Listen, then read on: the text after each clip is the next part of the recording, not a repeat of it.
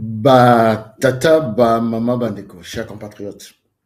Comme le dit notre influenceur, le P. Breziani, chaque jour qu'on se réveille au Congo, aujourd'hui, il y a un nouveau dossier.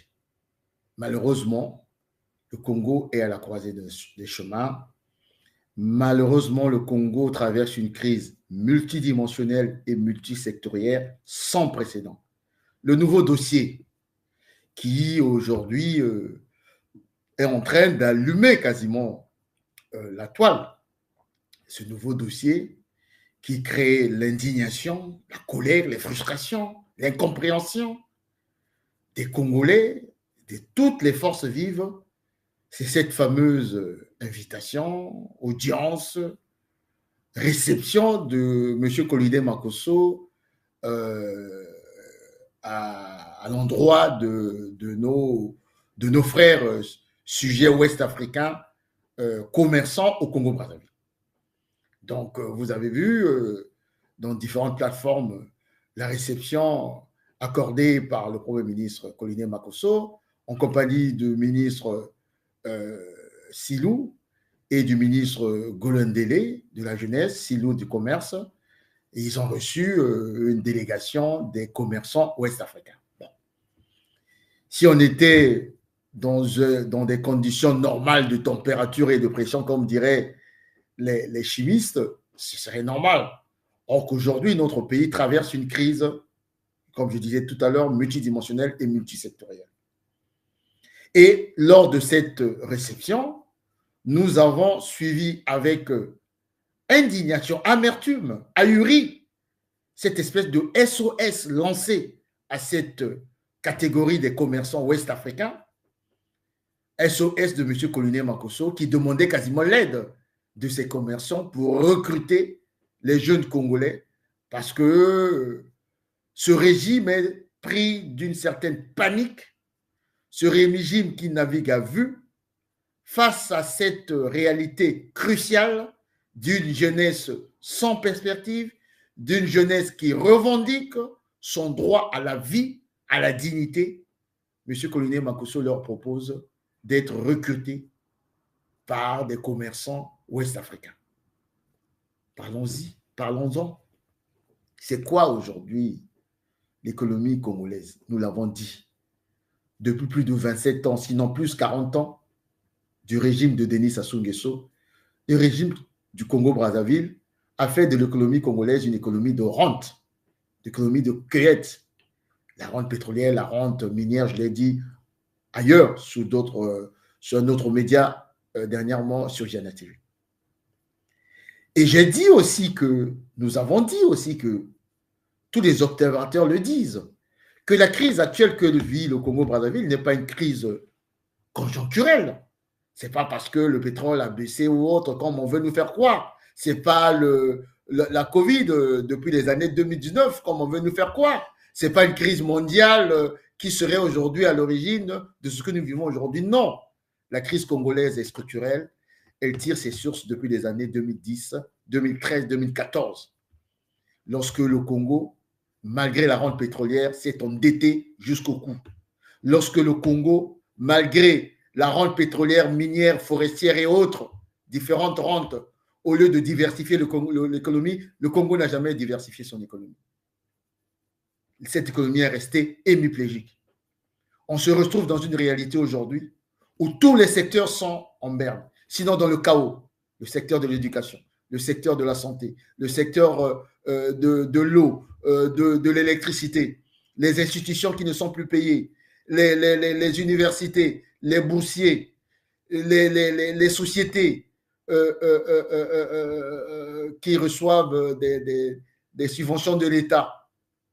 Toute la machine institutionnelle, la machine administrative est en berne, sinon dans le chaos. Et c'est là où on voit M. Colline Makosso demander l'aide des commerçants pour soi-disant recruter les jeunes Congolais, parce que ce gouvernement, qui navigue à vue, a promis à cette jeunesse 100 millions d'emplois qu'il devait créer, et ils avaient décrété l'année de la jeunesse. En réalité, mes chers compatriotes, Batata, Bamama Bandeko, on en rit pour ne pas pleurer, comme disait l'écrivain Henri Lopez, le pleurer rire. Nous sommes dans le pleurer rire.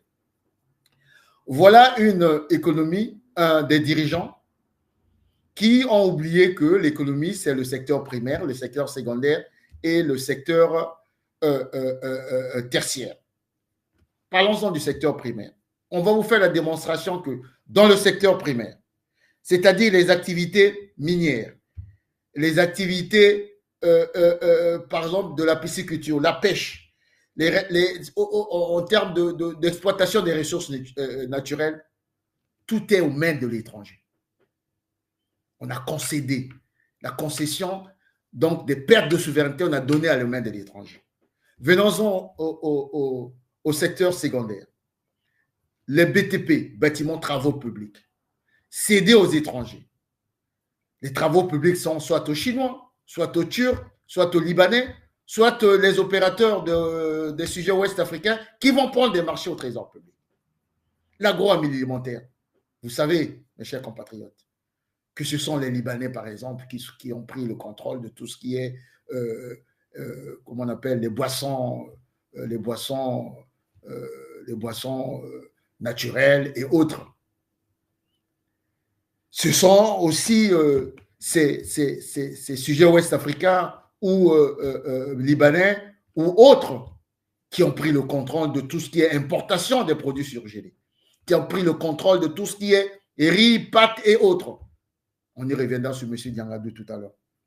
Sur l'industrie du bois et l'industrie forestière, vous savez aussi que ce sont soit des Français, soit les Chinois, soit les Malaisiens qui ont pris le contrôle de ce secteur. Venons-en maintenant à ce qui nous intéresse ce soir, 30 octobre 2024, c'est-à-dire le secteur tertiaire, le commerce. Et c'est ce qui a valu cette réception des commerçants ouest-africains, dont selon le Premier ministre Koliné Makosso, 75 000 établissements tenus par cette communauté ouest-africaine, donc 75 000 établissements de commerce sont dans les mains de cette communauté. Et donc, 75 000, disons la moitié, ils ont dit plus de la moitié des 75 000 tenus par la communauté ouest-africaine.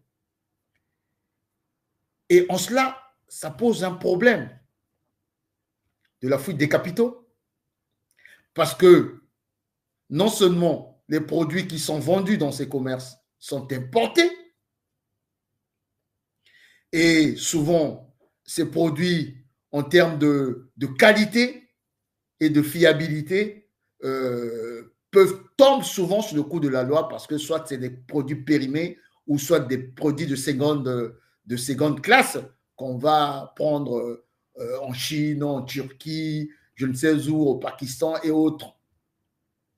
Donc, fuite des capitaux, question de souveraineté, parce que tout le commerce est tenu par cette communauté, ce qui fait que quand il y a des fêtes religieuses, toute la ville est quasiment paralysée. Ça pose aussi un problème d'une espèce de bande organisée qui pille le pays, parce que lorsqu'on creuse ces différents commerces agroalimentaires et autres, tenus par des sujets ouest-africains ou naturalisés, mais en réalité, ce sont les oligarques du régime qui se cachent derrière. Et aujourd'hui, toute honte bue, M. Koliné Makosso, avec ses deux collègues du gouvernement, appelle au secours SOS à ses commerçants de recruter des Congolais. Mais pour faire quel travail? Donc, des Congolais qualifiés vont se retrouver dans les commerces pour vendre ou jouer à la logistique et je ne sais pas quoi. Mais en réalité, c'est ce que j'ai dit tout à l'heure au début de cette chronique, c'est une navigation à vue. Cette navigation à vue tombe d'abord sur le coup de la loi. Leur propre loi, je parle de la loi numéro 19/2005 du 24 novembre 2005. Cette loi qui réglemente l'exercice du commerce en République du Congo dispose, à travers un certain nombre de chapitres, que nous devions avoir l'obligation, en faisant respecter cette loi, on devait avoir l'obligation, sinon d'imposer, sinon de faire en sorte que ce commerce, ce secteur tertiaire, soit tenu d'abord par les nationaux. Pour les raisons que je viens de lister tout à l'heure. Fuite des capitaux, perte de souveraineté et autres. Mais c'est tout le contraire qui est appliqué, parce que le ministre du Commerce, M. Silou, qui est là depuis je ne sais pas combien d'années, depuis plus de 27 ans, en tant que ministre, il n'a fait que changer de portefeuille, ne fait pas son boulot. Et au contraire, il protège même un certain nombre de sujets ouest-africains véreux. Loin de moi, mes chers compatriotes, Maman Bandeko, loin de moi la xénophobie. Je ne le suis pas. Je suis un enfant de Poto-Poto. J'ai grandi avec cette communauté qui sont devenus des frères. Nous avons des frères dans cette communauté. Il y en a des citoyens qui sont même plus congolais que moi, qui ont rendu des services à ce pays-là. Je peux parler de Maître Amidou. Ils sont nombreux. Les Diawara, les Doucouré. C'est des communautés ouest-africaines qui sont chez nous, qui ont apporté de la richesse dans notre pays, qui ont créé de la richesse, qui ont investi dans notre pays. Mais une catégorie est arrivée ces dernières années et qui sont venus comme des prête-noms des oligarques du régime pour piller notre pays et aller investir ailleurs. C'est de cela qu'il s'agit, mes chers compatriotes. Et donc, je parlais de cette loi qui n'est pas respectée. Cette loi n'étant pas respectée, M. Koliné Makosso, toute honte but, je me répète, se permet de lancer cette SOS. Ça veut dire quoi? Ça veut dire que ce régime a montré son impuissance, son incompétence, sa médiocrité. Ce régime est dans le faux fuyon. Ce régime est dans l'incapacité de comprendre que nous sommes dans une situation extrêmement grave. Perte de souveraineté, fuite des capitaux, endettement et l'implosion sociale est au bout de cette chaîne de médiocrité, d'incompétence et de forfaiture. D'où ma sortie de ce soir pour joindre ma voix à toutes celles et toutes ceux qui ont dénoncé cette réception de M. Koliné Makosso. Dieu merci, il a arrêté parce qu'il devait, entre-temps, faire venir aussi les Libanais, les Pakistanais, les Indiens pour faire passer le même message. Mais je dis à M. Koliné Makosso, qui se souviennent de ce que eux, le PCT, à l'époque, en 1978, lorsque le président Yombi Opango, président du CMP, avait pris l'initiative de faire en sorte que le Congo puisse recontrôler ce secteur tertiaire du commerce pour que ça soit tenu par les Congolais, par les nationaux, pour éviter la fuite des capitaux, pour recontrôler, pour activer notre souveraineté. Mais c'est le même PCT, avec les mêmes acteurs, de Denis Sassou Nguesso en passant par Pierre Moussa, en passant par Léoba Pounou, Lengakala. C'est les mêmes, à l'époque, qui avaient traité M. Denis Sassou, le président Yombi Opango, de ligne droitière liquidationniste, qu'il était xénophobe. Aujourd'hui, toute honte but, ils reviennent pour aller se mettre à genoux devant cette communauté. Mettre le Congo à genoux devant cette communauté. Non seulement on a mis le Congo à genoux devant le FMI, à genoux devant la Banque mondiale, à genoux devant le Club de Londres, à genoux devant le Club de Paris, à genoux devant le OJEJ. Aujourd'hui, Koliné Makosso se permet de mettre notre pays à genoux devant une communauté dont la plupart des sujets de cette communauté sont arrivés en babouche, qui se sont enrichis sur nous. Plus ou moins avec la complicité des dirigeants du Congo-Brazzaville. Je termine cette chronique en disant, on doit s'arrêter là. On doit respecter ce Congo éternel. On doit respecter l'intelligence des Congolais. On doit respecter le génie créateur des Congolais. Et depuis que cette crise a pris des dimensions quasiment volcaniques, nous avons cessé d'interpeller les pouvoirs publics, ceux qui ont l'effectivité de pouvoir, de prendre le temps, que le temps est venu, de prendre le temps que le temps est venu, qu'on puisse s'asseoir pour trouver une solution politique à cette crise et une solution socio-économique et financière à cette crise. A contrario, le vent de la révolte, le vent de la colère légitime, des frustrations légitimes, des injustices faites à notre peuple ne pourra pas durer. Et qu'ils doivent convoquer aujourd'hui leur patriotisme pour qu'on s'asseye parce qu'ils ont échoué. Ce régime, PCT Parti, État, ne peut plus rien promettre ou faire pour l'émergence, sinon la renaissance de notre pays. Mes chers compatriotes, Batata Bamama Bandeko, voilà les quelques éléments que je voulais mettre à votre disposition parce que nous avons des solutions là. Et le site de Potopoto, prenons le quartier de Potopoto, qui est un melting pot, un quartier cosmopolite des Ouest-Africains qui vivent en intelligence, en bonne intelligence avec les Congolais et les autres communautés. On peut faire de ce quartier un quartier pilote pour faire en sorte que ceux qui sont venus chez nous, qui respectent la loi congolaise, peuvent s'insérer, s'insérer dans des orientations programmatiques afin de faire en sorte que notre économie se diversifie et que ces commerces-là puissent d'abord profiter aux Congolais et au Congo au lieu d'en faire des commerces qui deviennent quasiment des sites de blanchiment d'argent sale pour que cet argent sale puisse être planqué dans les paradis fiscaux, dans Luxembourg, où j'étais tout dernièrement. Voilà mon dernier mot. Et ce débat devrait continuer et nous devons faire échec à cela parce que tout simplement, ce régime a échoué et il est temps soit qu'il discute, soit qu'il parte. Je vous remercie. À bientôt.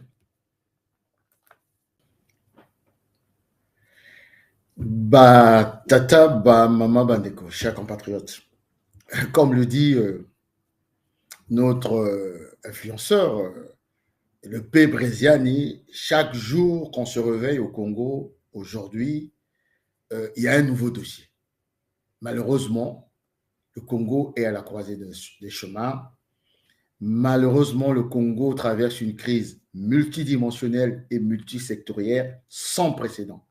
Le nouveau dossier qui aujourd'hui est en train d'allumer quasiment la toile. Ce nouveau dossier qui crée l'indignation, la colère, les frustrations, l'incompréhension des Congolais, de toutes les forces vives. C'est cette fameuse invitation, audience, réception de M. Colide Makosso à l'endroit de nos frères sujets ouest-africains commerçants au Congo-Brazzaville. Donc, vous avez vu dans différentes plateformes la réception accordée par le Premier ministre Colide Makosso en compagnie du ministre Silou et du ministre Golondele de la jeunesse, Silou du commerce. Et ils ont reçu une délégation des commerçants ouest-africains. Bon. Si on était dans des conditions normales de température et de pression, comme diraient les chimistes, ce serait normal. Or qu'aujourd'hui, notre pays traverse une crise, comme je disais tout à l'heure, multidimensionnelle et multisectorielle. Et lors de cette réception, nous avons suivi avec indignation, amertume, ahurie, cette espèce de SOS lancé à cette catégorie des commerçants ouest-africains, SOS de M. Colide Makosso, qui demandait quasiment l'aide de ces commerçants pour recruter les jeunes Congolais, parce que ce régime est pris d'une certaine panique, ce régime qui navigue à vue, face à cette réalité cruciale d'une jeunesse sans perspective, d'une jeunesse qui revendique son droit à la vie, à la dignité. M. Colide Makosso leur propose d'être recrutés par des commerçants ouest-africains. Parlons-y, parlons-en. C'est quoi aujourd'hui l'économie congolaise? Nous l'avons dit. Depuis plus de 27 ans, sinon plus 40 ans, du régime de Denis Sassou Nguesso, le régime du Congo-Brazzaville a fait de l'économie congolaise une économie de rente, une économie de cueillette.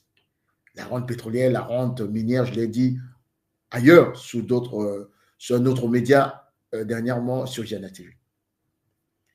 Et j'ai dit aussi que, nous avons dit aussi que, tous les observateurs le disent, que la crise actuelle que vit le Congo-Brazzaville n'est pas une crise conjoncturelle. Ce n'est pas parce que le pétrole a baissé ou autre, comme on veut nous faire croire. Ce n'est pas la Covid depuis les années 2019, comme on veut nous faire croire. Ce n'est pas une crise mondiale qui serait aujourd'hui à l'origine de ce que nous vivons aujourd'hui. Non. La crise congolaise est structurelle. Elle tire ses sources depuis les années 2010, 2013, 2014. Lorsque le Congo, malgré la rente pétrolière, s'est endetté jusqu'au cou. Lorsque le Congo, malgré la rente pétrolière, minière, forestière et autres, différentes rentes, au lieu de diversifier l'économie, le Congo n'a jamais diversifié son économie. Cette économie est restée hémiplégique. On se retrouve dans une réalité aujourd'hui où tous les secteurs sont en berne, sinon dans le chaos. Le secteur de l'éducation, le secteur de la santé, le secteur de l'eau, de l'électricité, les institutions qui ne sont plus payées, les universités, les boursiers, les sociétés qui reçoivent des subventions de l'État. Toute la machine institutionnelle, la machine administrative est en berne, sinon dans le chaos. Et c'est là où on voit M. Collinet Makosso demander l'aide des commerçants pour soi-disant recruter les jeunes Congolais, parce que ce gouvernement, qui navigue à vue, a promis à cette jeunesse 100 millions d'emplois qu'il devait créer, et ils avaient décrété l'année de la jeunesse. En réalité, mes chers compatriotes, Batata, Bamama Bandeko, on en rit pour ne pas pleurer, comme disait l'écrivain Henri Lopez, le pleurer rire. Nous sommes dans le pleurer rire. Voilà une économie des dirigeants qui ont oublié que l'économie, c'est le secteur primaire, le secteur secondaire et le secteur tertiaire. Parlons-en du secteur primaire. On va vous faire la démonstration que dans le secteur primaire, c'est-à-dire les activités minières, les activités, par exemple, de la pisciculture, la pêche, en termes d'exploitation des ressources naturelles, tout est aux mains de l'étranger. On a concédé. La concession, donc des pertes de souveraineté, on a donné à les mains de l'étranger. Venons-en au secteur secondaire. Les BTP, bâtiments travaux publics, cédés aux étrangers. Les travaux publics sont soit aux Chinois, soit aux Turcs, soit aux Libanais, soit les opérateurs des sujets ouest-africains qui vont prendre des marchés au trésor public. L'agroalimentaire, vous savez, mes chers compatriotes, que ce sont les Libanais, par exemple, qui ont pris le contrôle de tout ce qui est, comment on appelle, les boissons naturelles et autres. Ce sont aussi ces sujets ouest-africains ou libanais ou autres qui ont pris le contrôle de tout ce qui est importation des produits surgelés, qui ont pris le contrôle de tout ce qui est riz, pâtes et autres. On y reviendra sur M. Diangadou tout à l'heure. Sur l'industrie du bois et l'industrie forestière, vous savez aussi que ce sont soit des Français, soit les Chinois, soit les Malaisiens qui ont pris le contrôle de ce secteur. Venons-en maintenant à ce qui nous intéresse ce soir, 30 octobre 2024, c'est-à-dire le secteur tertiaire, le commerce. Et c'est ce qui a valu cette réception des commerçants ouest-africains, dont selon le Premier ministre Collinet Makosso, 75 000 établissements tenus par cette communauté ouest-africaine Donc, 75 000 établissements de commerce sont dans les mains de cette communauté. Et donc, 75 000, disons la moitié, ils ont dit plus de la moitié des 75 000 tenus par la communauté ouest-africaine. Et en cela, ça pose un problème de la fuite des capitaux, parce que non seulement les produits qui sont vendus dans ces commerces sont importés, et souvent, ces produits, en termes de qualité et de fiabilité, tombent souvent sous le coup de la loi, parce que soit c'est des produits périmés ou soit des produits de seconde classe qu'on va prendre en Chine, en Turquie, je ne sais où, au Pakistan et autres. Donc, fuite des capitaux, question de souveraineté, parce que tout le commerce est tenu par cette communauté, ce qui fait que quand il y a des fêtes religieuses, toute la ville est quasiment paralysée. Ça pose aussi un problème d'une espèce de bande organisée qui pille le pays, parce que lorsqu'on creuse ces différents commerces agroalimentaires et autres, tenus par des sujets ouest-africains ou naturalisés, mais en réalité, ce sont les oligarques du régime qui se cachent derrière. Et aujourd'hui, toute honte bue, M. Collinet Makosso, avec ses deux collègues du gouvernement, appelle au secours SOS à ses commerçants de recruter les Congolais. Mais pour faire quel travail? Donc, des Congolais qualifiés vont se retrouver dans les commerces pour vendre ou jouer à la logistique et je ne sais pas quoi. Mais en réalité, c'est ce que j'ai dit tout à l'heure au début de cette chronique, c'est une navigation à vue.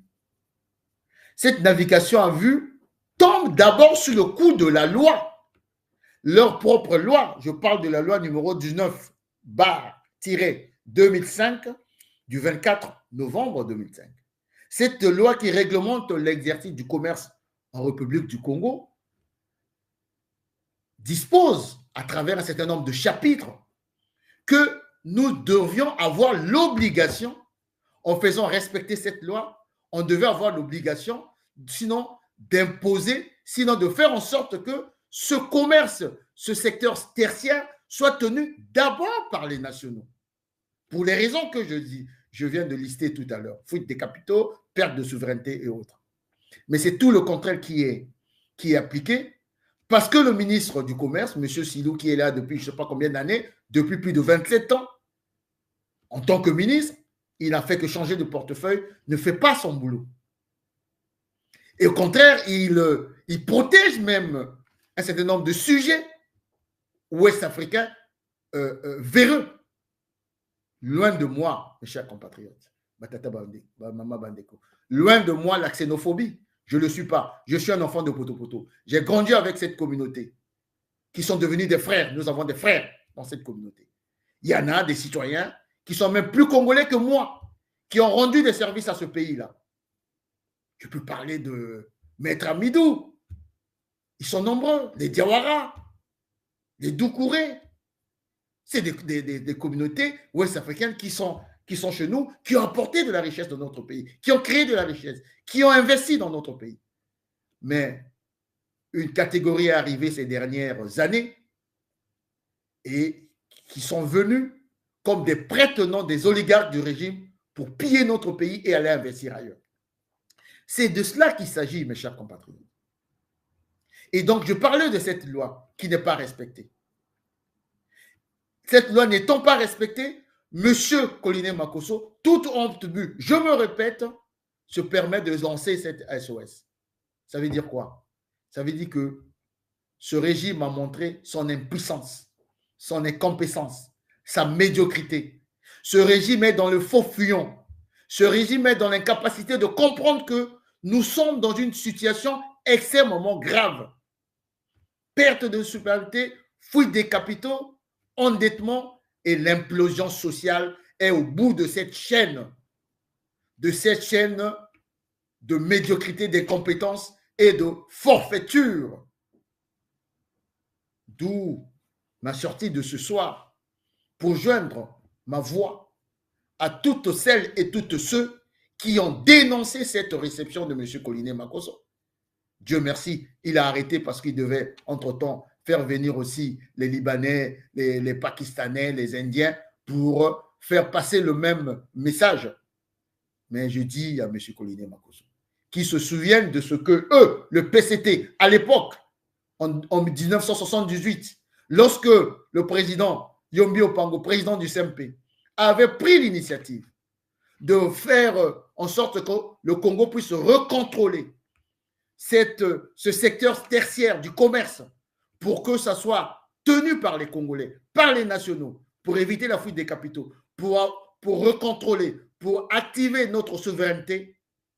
Mais c'est le même PCT, avec les mêmes acteurs, de Denis Sassou Nguesso en passant par Pierre Moussa, en passant par Léoba Pounou, Lengakala. C'est les mêmes, à l'époque, qui avaient traité M. Denis Sassou, le président Yombi Opango, de ligne droitière liquidationniste, qu'il était xénophobe.